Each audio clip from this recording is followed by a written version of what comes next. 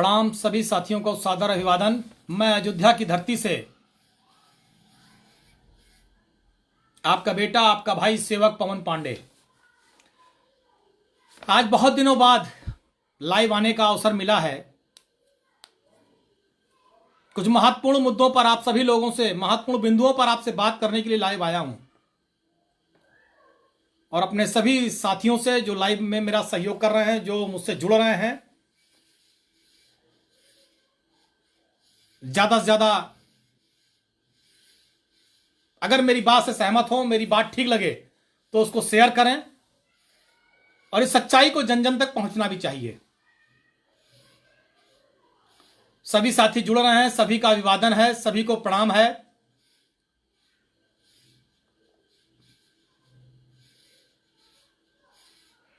ज्यादा से ज्यादा संख्या में सभी साथी जुड़ जाएं तो मुझे लगता है कि मैं अपनी बात की शुरुआत करूं।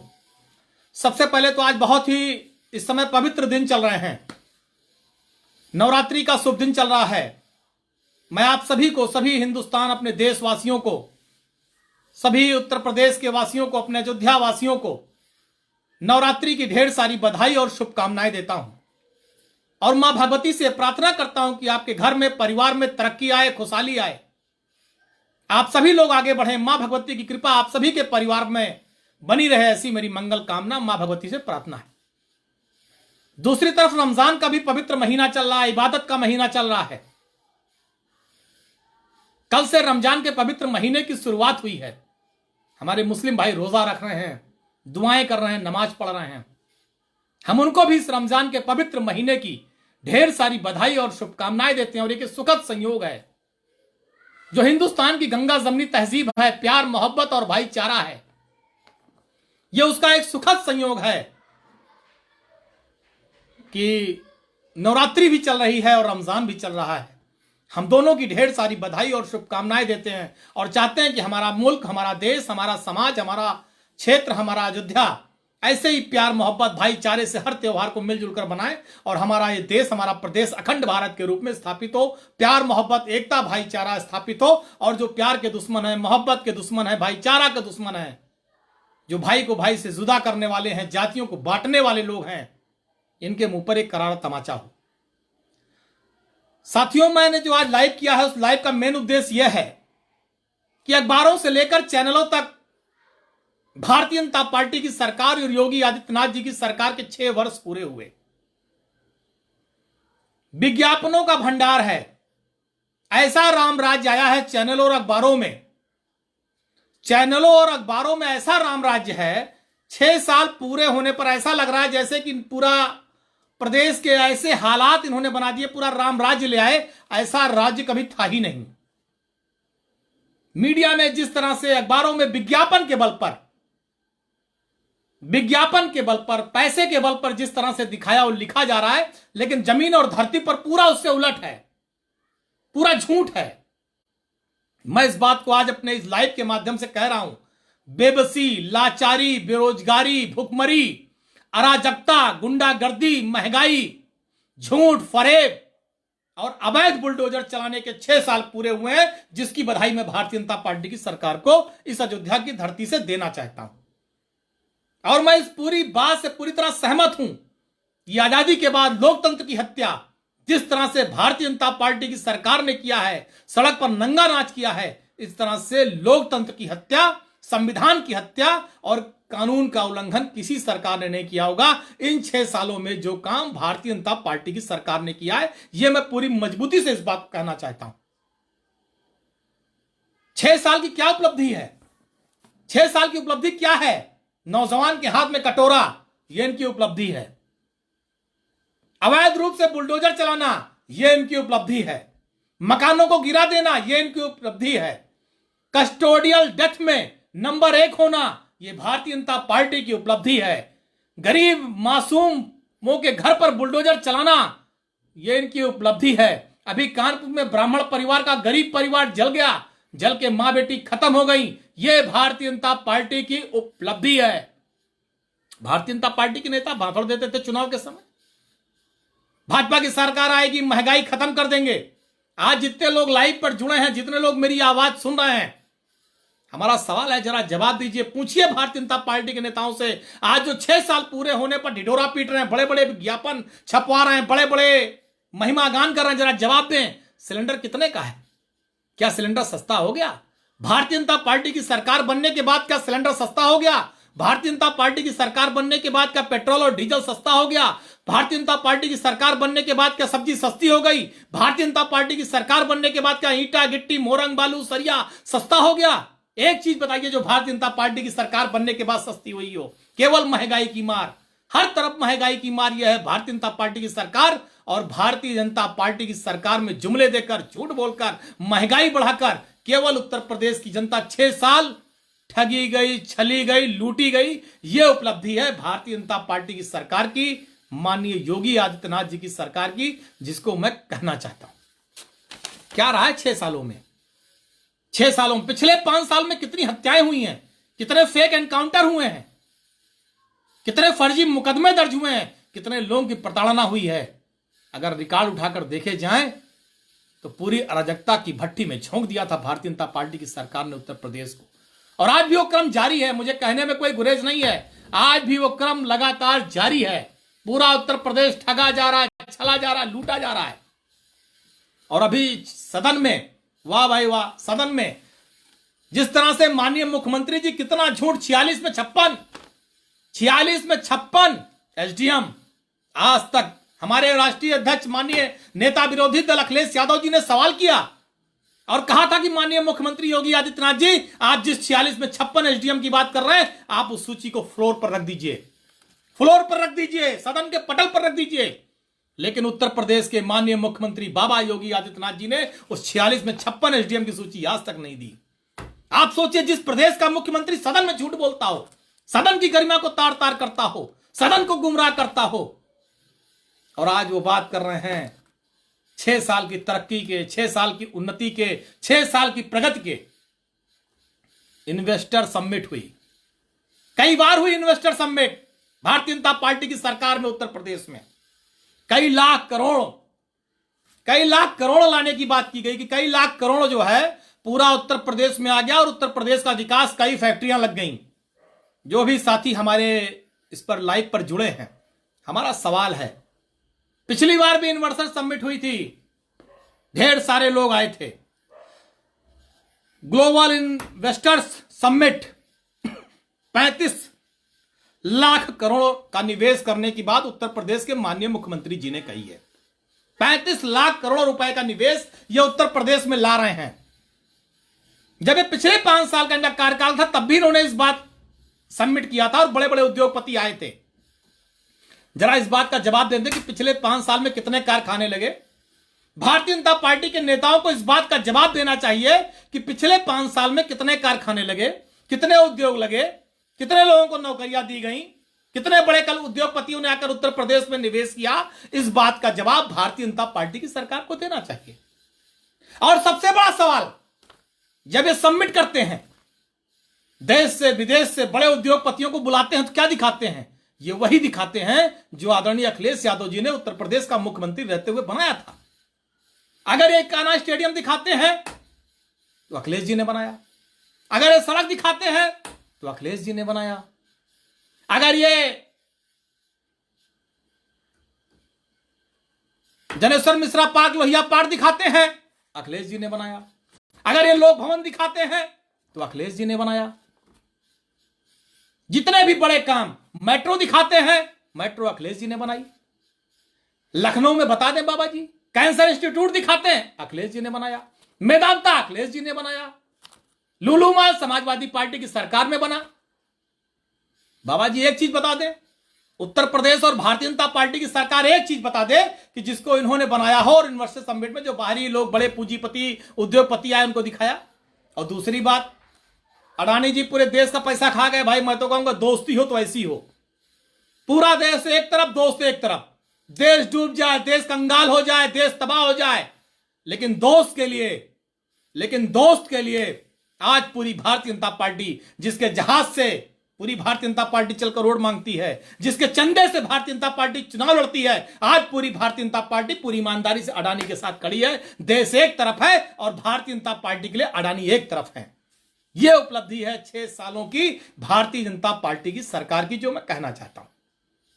जवाब दे भाजपा के नेता, 6 सालों में कौन सा बड़ा उद्योग आ गया, कौन सा कल कारखाना इन्होंने खोल दिया, कितने बड़े उद्योगपतियों ने आके इन्वेस्टमेंट किया उत्तर प्रदेश में। इस बात का भी जवाब देना चाहिए पूरी भारतीय जनता पार्टी को कि कितने नौजवानों को रोजगार मिल गया।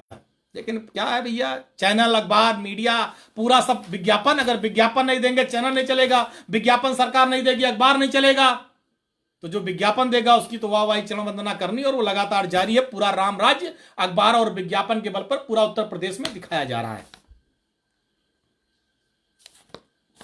क्या अपराध खत्म हो गया बाबा जी की सरकार में? क्या बलात्कार नहीं हो रहा है, हत्या नहीं हो रही है, लूट नहीं हो रही है? एनसीआरबी के जो आंकड़े छुपा लेंगे आप? आज एनसीआरबी के जो आंकड़े हत्या, डकैती, लूट, बलात्कार और अपराध के अराजकता के, आज भारतीय जनता पार्टी की सरकार उसमें भी टॉप कर रही है। भारतीय जनता पार्टी की सरकार उसमें भी टॉप कर रही है। हर तरफ अराजकता है, गुंडाई है, लूट है, लेकिन अब अखबारों में पूरा राम राज्य है, क्या कहा जाए। तो इसलिए साथियों हम कहना चाहते हैं, अभी 3-4 दिन पुरानी घटना है, पूरा उत्तर प्रदेश अंधेरे में था, पूरा उत्तर प्रदेश अंधेरे में था। 3 दिन बिजली नहीं आई। क्यों नहीं आई, उसका जिम्मेदार कौन है? और आज जो बिजली मिल रही है, जो कल कारखाने लगे थे, जो बिजली के ऊपर काम किया गया था, वो काम आदरणीय अखिलेश यादव जी ने किया था, समाजवादी पार्टी की सरकार ने किया था। इसलिए साथियों मैं कहना चाहता हूं, 5 सालों में केवल भारतीय जनता पार्टी की सरकार ने ठगा है, लूटा है, छला, और आज जो क्रम जारी है, केवल धर्म के नाम पर राजनीति, केवल धर्म के नाम पर रोटी सेकना, केवल धर्म के नाम पर लोगों को भड़काना। भारतीय जनता पार्टी कभी सड़क की, बिजली की, पानी की, रोजगार की, शिक्षा की, स्वास्थ्य की बात ही नहीं करती। जब बात करेंगे भगवान राम की, जब बात करेंगे कब्रिस्तान शमशान की, जब बात करेंगे तो ईद और दिवाली की, इसके अलावा भारतीय जनता पार्टी की सरकार कोई बात नहीं करती, कोई बात नहीं करती।